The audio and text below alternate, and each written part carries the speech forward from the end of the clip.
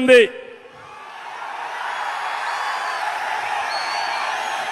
Jabardasth MLA వద్దా? కానీ నియోజకవర్గానికి ఏమన్నా చేశారా? ఎమ్మెల్యే ఇక్కడ ఏమన్నా చేశారా? నేను ఇప్పుడే చూశాను. భువనేశ్వరిని ఒక అమ్మాయి నా దగ్గరికి వచ్చింది. మున్సిపల్ చైర్మన్ ఉద్యోగం ఇస్తామని 40 లక్షల రూపాయలు డబ్బులు తీసుకున్నారంటే ఏం తమ్ముళ్ళు, మీరు నమ్మతారా? ఇది నమ్మతారా? మీరు ఇలాంటి పని చేసిన వాళ్ళకి మీరు ఓటేస్తారా అని మిమ్మల్ని అడుగుతున్నా. ఇక్కడే ఉంది భువనేశ్వరి రమ్మ, ఈ తల్లి ఆడబిడ్డకు అండగా ఉంటారా లేదా? మీరు ఉంటారా? ఉంటామని గట్టిగా చప్పట్టుకుంటూ ఆశీర్వదించండి. అమ్మాయిని ధైర్యం ఇవ్వండి.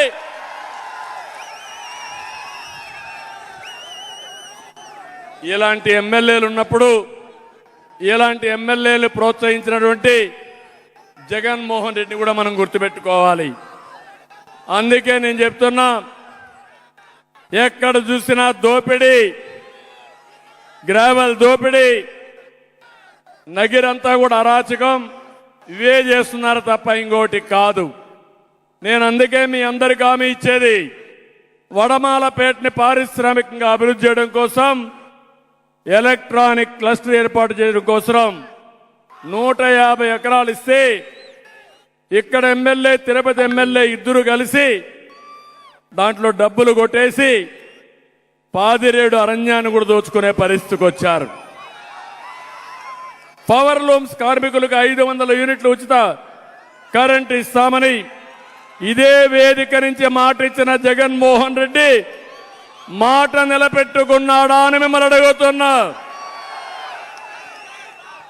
మాట తప్పిన జగన్మోహన్ రెడ్డి 9 సార్లు కరెంటు ఛార్జీలు పెంచాడా లేదా అని మిమ్మల్ని అడుగుతున్నా. ఇప్పుడు నేను హామీ ఇస్తున్నా, చేనేత కార్మికులకు 500 యూనిట్ల కరెంటు ఉచితంగా ఇస్తా.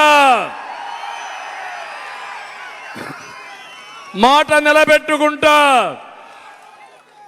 ఎప్పుడు కూడా బాబు మాట అంటే మాటే, మాట మీద ఉంటా. చేనేత కార్మికులను ఆదుకుంటానని చెప్పి కూడా నేను మీకు తెలియజేస్తున్నా. పవర్ లూమ్ కార్మికులకు విద్యుత్ ఛార్జీల మీద సబ్సిడీ ఇచ్చి ఆదుకున్నది మేమే. మళ్ళీ వాళ్ళకు కూడా 500 యూనిట్లు కరెంటు ఉచితంగా ఇస్తాం.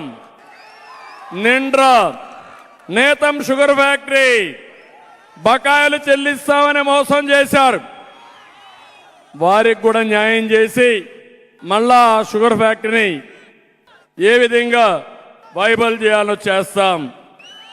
విజయపురం మండలంలో ఏపీఐఐసి కోసం 1500 ఎకరాలు భూమి ఇచ్చాం.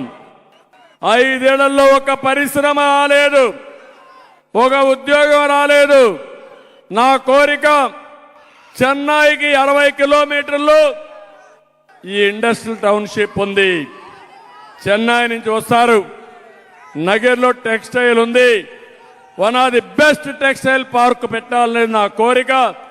తప్పకుండా ఒకటి హామీ ఇస్తున్నా, దీన్ని ఇండస్ట్రియల్ టౌన్షిప్ గా తయారు చేసి నగరిలో ఉద్యోగాల కోసం చెన్నైకి పోకుండా ఇక్కడే చేసే విధంగా ఏర్పాటు చేస్తాం. ఇప్పుడు అడుగుతున్నా మిమ్మల్ని అందరినీ, మేము చేయాల్సిన బాధ్యత నేను చేస్తాను. ఎన్నికల కోసం నేను చెప్పడం కాదు. చాలా మందికి అనుమానం ఉంది, ఇంత ఉత్సాహం ఉంటే పొత్తు ఎందుకు పెట్టుకున్నారని. మా పొత్తు ఈ రాష్ట్రాన్ని కాపాడడానికి.